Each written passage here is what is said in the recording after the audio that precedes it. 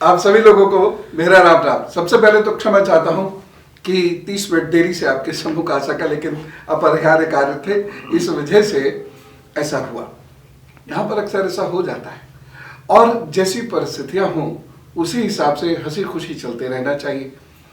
तो यही तो पॉजिटिविटी है और यही आज का विषय है। इस विषय को लेकर मैं बहुत संजीदा हूं। कारण यह है कि समाज में नेगेटिविटी बढ़ती जा रही है, धीरे धीरे ये बढ़ रही है। सोशल मीडिया पर जहां हंसी खुशी बंटनी चाहिए थी, जहां खबरें का बंटवारा होना चाहिए था, सोशल मीडिया पे जहां जागृति फैलनी चाहिए थी, वह सब तो कम हो गया। सोशल मीडिया पे हंसी खुशी बहुत कम हो गई, नेगेटिविटी बहुत है। कहीं आइडियोलॉजी के नाम पर, कहीं पार्टी पॉलिटिक्स के नाम पर, कहीं मारपीट के सीन्स दिखाने के नाम पर। इससे कहीं ना कहीं हम प्रभावित तो होते ही हैं। अखबार में भी वही, टेलीविजन पर भी वही, आपस की बातचीत में वही, घर में वही। तो बहुत से बहुत पॉजिटिव लोग भी कहीं उनके मन में कभी तो थकन थकावट आती ही है और उस चीज से असर तो पड़ता ही है। एक पॉजिटिव व्यक्ति जब बहुत सारे नेगेटिव लोगों में रहता है, या एक पॉजिटिव आत्मा जब बहुत सारी नेगेटिव आत्माओं में रहती है, तो निश्चित रूप से फर्क तो पड़ता है, क्योंकि हम सब है तो इंसान ही। लेकिन फिर भी जो भी सर्कमस्टेंसेस हैं, उन्हीं सर्कमस्टेंसेस में खुद को चुस्त दुरुस्त और सबसे महत्वपूर्ण स्वस्थ रखना है। और पॉजिटिविटी स्वास्थ्य प्रदान करती है। बहुत सारे लोग ऐसे हैं जो हमारे अंदर की नेगेटिविटी की वजह से आते हैं, लेकिन इस माहौल में पॉजिटिव कैसे हो? बहुत सारे बच्चे अपने घर में बड़ा नकारात्मक माहौल देखते होंगे, और जब मैं या मुझ जैसे अन्य लोग कहते होंगे बी पॉजिटिव, तो वो अंदर से कुड़ते होंगे, कैसे हो? ऐसी ही 2-3 सलाह मैं दूंगा, which are entirely based on my own experiences. You may differ, but to begin with, the first thing, एक कोटेशन आजकल बहुत पॉपुलर है। हम जैसे लोग भी कहते हैं, मोटिवेशनल स्पीकर्स भी इसको कहते हैं, लाइफ कोच भी इसको कहते हैं, बहुत सारे मित्रगण भी आपके कहते होंगे कि इंसान सब कुछ कर सकता है, जो वो करना चाहे उसको ठान ले, सोच ले, तो वह सब कुछ कर सकता है। मैं आज एक अलग सी बात कह रहा हूं। यही सोच नेगेटिविटी का एक बहुत बड़ा कारण है। आप कह रहे होंगे मैं क्या कह रहा हूं? आप ये भी सोच रहे होंगे कि मैं तो खुद बहुत मोटिवेट करने की कोशिश करता रहता हूं, लेकिन ये सच्चाई है। देखो, मैंने अपने जीवन में जो अनुभव किया है वो ये है, यथार्थ से कभी दूर ना हो, ऑलवेज बी वेरी प्रैक्टिकल। मैं चाहूं कि धरती उल्टी घूमने लगे तो क्या घूम जाएगी?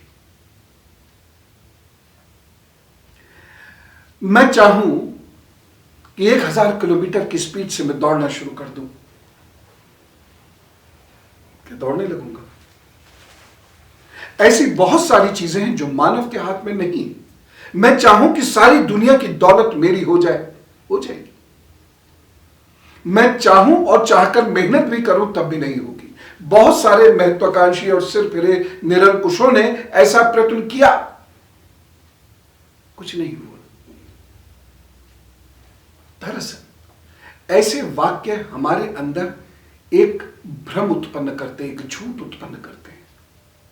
हमारा ब्रेन, हमारा माइंड, हमारे थॉट्स लगातार उसको सोचना शुरू कर देते हैं, उसको मथना शुरू कर देते हैं, और हम मान के चलते हैं, अब हमारे जीवन का ब्रह्म वाक्य बन गया है, मनुष्य जो ठान ले सो कर सकता है। मैं एक अलग सी थ्योरी दे रहा हूं आज, एक अलग सा अनुभव आपके साथ शेयर कर रहा हूं। न जाने आपको पसंद आएगा कि आपको पसंद नहीं आएगा, मैं नहीं जानता।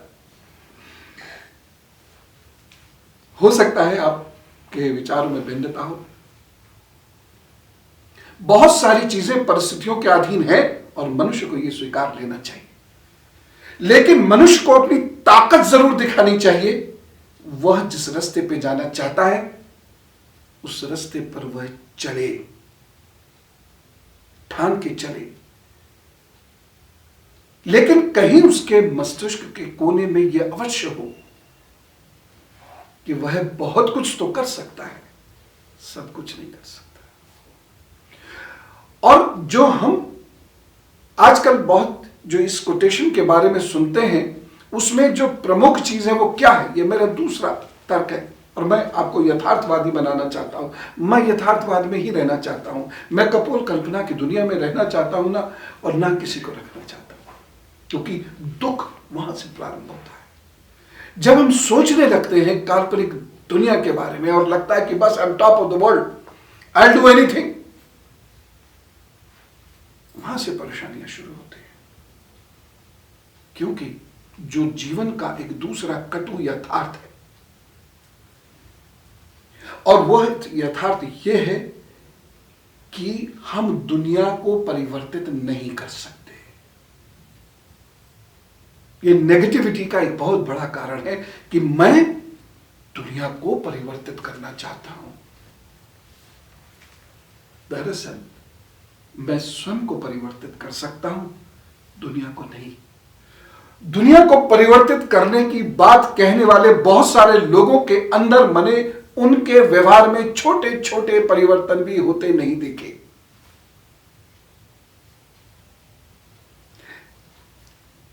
एक भाई जी थे, कहीं से सुन लिया तुम जो चाहो सो कर सकते हो, बस लग गए इस बात पे, मैं जो चाहूं कर सकता हूं। मैंने कहा क्या करना चाहते हो? बहुत कुछ करना चाहता हूं। क्या करना चाहते हो? बहुत बड़ा आदमी बनना चाहता हूं। परिभाषित करो, बहुत बड़ा आदमी की कोई परिभाषा नहीं है। मैं अकूत धन संपदा का मालिक बनना चाहता हूं। अच्छा, कैसे? मैंने ठान लिया है, मैंने सोच लिया है, और मैं जैसा जैसा सोचता जाऊंगा वैसा वैसा होता जाएगा। मैंने कहा मैं तुम्हें 1 वर्ष बाद मिलूंगा, सोचो, खूब सोचो। 1 वर्ष बाद भेंट हुई। उसके हालात बद से बदतर हो चुके थे, क्योंकि वह सोच रहा था, यथार्थ से कल्पनाओं की दुनिया में पहुंच चुका था। सोच बहुत शिद्दत से रहा था, सोच का आधार बहुत मजबूत था। दिन रात सोचता था, सोने से पहले सोचता था, सोते समय सोचता था, सोकर उठते ही सोचने लगता था। परिस्थिति में परिवर्तन नहीं हुआ, क्योंकि उसने स्वयं को परिवर्तित करने की कभी नहीं सोची। उसके पास बहुत सामान्य धन था, बहुत सामान्य धन जैसे होता है वैसे ही धन था, और उसे वह असामान्य तरक्की के लिए जितनी मेहनत करनी चाहिए थी नहीं की। कहां से चीजें आ जाएंगी? नहीं आ सकती। और हमारे अंदर धीरे धीरे फ्रस्ट्रेशन आता है। इस यथार्थ से दूर होकर एक अजीब सी कल्पना में चले जाते हैं। हम स्वयं को परिवर्तित ना करके पूरी परिस्थितियों को परिवर्तित करने की सोचने लगते हैं। यहीं से नकारात्मकता शुरू होती है। इससे बचो, एक प्लान बनाओ, उस प्लान को परिभाषित करो, उसे अपने जीवन का लक्ष्य बनाओ, उस लक्ष्य के साथ जीना शुरू करो। वह लक्ष्य सोने, खाने, उठने, बैठने इन सब में शामिल हो। उस लक्ष्य के अनुरूप स्वयं को ढालना शुरू करो। लक्ष्य कभी तुम्हारे अनुरूप नहीं ढल सकता, दुनिया कभी तुम्हारे अनुरूप नहीं ढल सकती। ये दुनिया तो राम और कृष्ण के अनुरूप नहीं ढल पाई, मैं आप क्या चीज? तो लक्ष्य के अनुरूप ढलना शुरू करो। लक्ष्य कुछ भी हो सकता है, प्रधानमंत्री बनना चाहते हैं आप, राष्ट्रपति बनना चाहते हैं, जो भी है, लक्ष्य के अनुरूप स्वयं को ढालना शुरू कीजिए। लक्ष्य की अच्छे से रिसर्च कीजिए, स्टडी कीजिए, और उसके अनुसार फिर क्या क्या गुण आप में होने चाहिए वह गुण अपने अंदर लाना शुरू कीजिए। कठोर परिश्रम कीजिए। और एक बात याद रखिए, अंततो गत्वा सब कुछ हरि आधीन जैसी हरि इच्छा। परिस्थितियों के साथ सामंजस्य जो व्यक्ति नहीं बिठाता वह टूट जाता है। तो केवल ये सोचने मात्र से कि आप बहुत कुछ हो जाएंगे, this is positivity, this is positivism, कुछ ना होता। बहुत कुछ सोचा होगा बचपनों से आज तक, बहुत कुछ सोचा होगा आपके दोस्तों ने, रिश्तेदारों ने, आपके माता पिता ने, बहन भाइयों ने, कितनों का हुआ? बी प्रैक्टिकल, यथार्थ की दुनिया में रहिए, अपना लक्ष्य निर्धारित कीजिए और उस लक्ष्य को प्राप्त करने के लिए जो गुण चाहिए उन गुणों को अपने अंदर समाहित कीजिए, उन गुणों का उद्भव अपने अंदर प्रारंभ कीजिए, उन गुणों का प्राकट्य अपने अंदर प्रारंभ कीजिए और उसके लिए घोर श्रम करते हुए भी हमेशा याद रखिए, अंततो गत्वा सब हरि आधीन जैसी हरि इच्छा। वह दे तो ना दे तो परिणाम हरि आधीन। ये जरूर है कि जो लोग बहुत शिद्दत से प्रभु की उपासना करते हुए, प्रभु को पूर्णतया समर्पित होते हुए लगातार अपने लक्ष्य पर बढ़ते हैं और गुणों को विकसित करते हैं, प्रभु उनकी सुन लेते हैं। लेकिन नहीं भी सुन सकते हैं, इसके लिए हमें तैयार रहना चाहिए। एक और बात, आप बहुत सोचे, जो चाहे आप कर सकते हैं। देवर को बदलना चाहते हो कि बदल लिया, साले साली को बदलना चाहते हो कि बदल लिया, नहीं बदलते। सोचने से नहीं होता, करने से होता है। करोगे तो पाओगे। और दिन रात की मेहनत के बाद भी जब आपके मन में यह विचार रहेगा, जैसा हरि आधीन, सब कुछ हरि आधीन जैसी हरि इच्छा, सब कुछ हरि आधीन जैसी हरि इच्छा, जब यह विचार आपके मस्तिष्क में अपनी जगह बना लेगा तो क्या होगा पता है?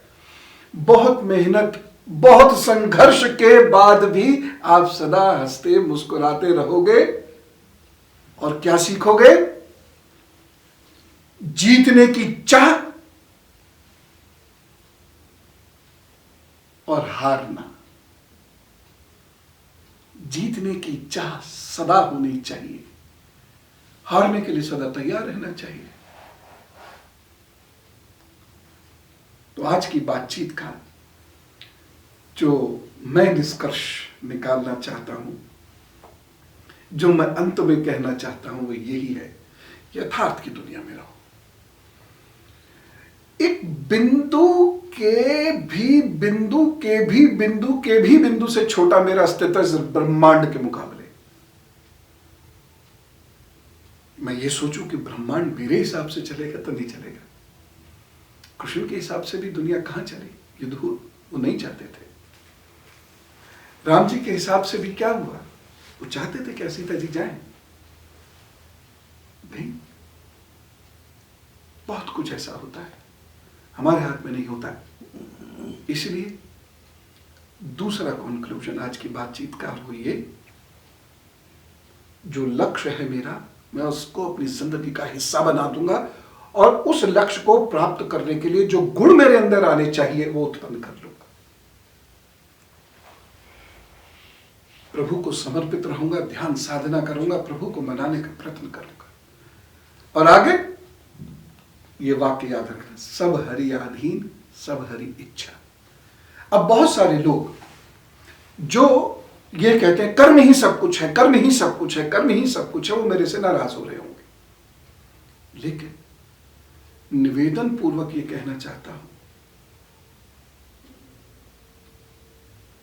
हमारे हाथ में कर्म सब कुछ है, परिणाम में हमारा हाथ नहीं है।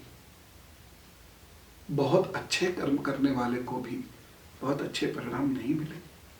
इसीलिए आप हमेशा परिणाम ना मिलेंगे इसके लिए तैयार रहिए, और फिर भी लड़ेंगे और जीतने की कोशिश करेंगे, इसके लिए भी तैयार रहिए। Make your best efforts but be prepare for the worst. हंसते रहना। ये परिस्थितियां हमें खिलौने की तरह खिलौने की तरह हिलाती हैं। हम बस खिलखिलाएं, जितना खिलखिला सकते हैं खिलखिलाएं। दूसरी बात, जो लोग ईर्ष्या और निंदा करते हैं ना, वो कभी पॉजिटिव नहीं हो सकते। सिर्फ कहने की बात है, पॉजिटिव हो ही नहीं सकते। लिख के रख लो। तीसरी बात, जो हर चीज को शक की दृष्टि से देखते हैं, उनमें पॉजिटिविटी कहीं नहीं आ सकती। और ये कमी एक सामान्य व्यक्ति से लेकर राजनीति में संलग्न व्यक्ति तक है। और सोशल मीडिया पर देखिए, विचारधारा के नाम पर वो भी बुरा, वो भी बुरा, वो भी बुरा, वो भी बुरा, वो भी सब बुरे, सब पे शक करते करते करते करते व्यक्ति धीरे धीरे स्वयं पे शक करने लगता है। वो दूसरों के सामने बताए भले ही ना, लेकिन उसके अंदर जहर बढ़ता चला जाता है, वो दुखी होता चला जाता है और वह कोई रास्ता किसी को नहीं दिखा सकता। वो एक खड़ी हुई चीज को ढहा तो सकता है, खड़ा कुछ नहीं कर सकता। और मैं तो अक्सर अपने मित्रों से मजाक में कहता था कि इतना शक की दुनिया में जीने से तो अच्छा है धोखा खा लूं। कम से कम धोखा जब तक नहीं खाऊंगा तब तक तो मस्त होना। इसलिए ईर्ष्या, निंदा, अति का शक, सतर्कता अलग बात है, लेकिन अति का शक, इससे दूर होकर मस्त रहो। अब जिसे धोखा देना होगा वो दे जाएगा, ठीक है। सतर्क रहो, एकदम अलर्ट, लेकिन इतना शक नहीं कि विष मुझ में भरने लगे। वैसे भी हम जिसकी निंदा करते हैं उसकी तरक्की होनी शुरू हो जाती है। आज इतनी ही बात रखते हैं। उम्मीद करता हूं मेरी बात को आप समझने की कोशिश कीजिएगा। मैंने एक अजीब सा वाक्य से आज बात शुरू करी और अजीब सा विचार आपको दिया।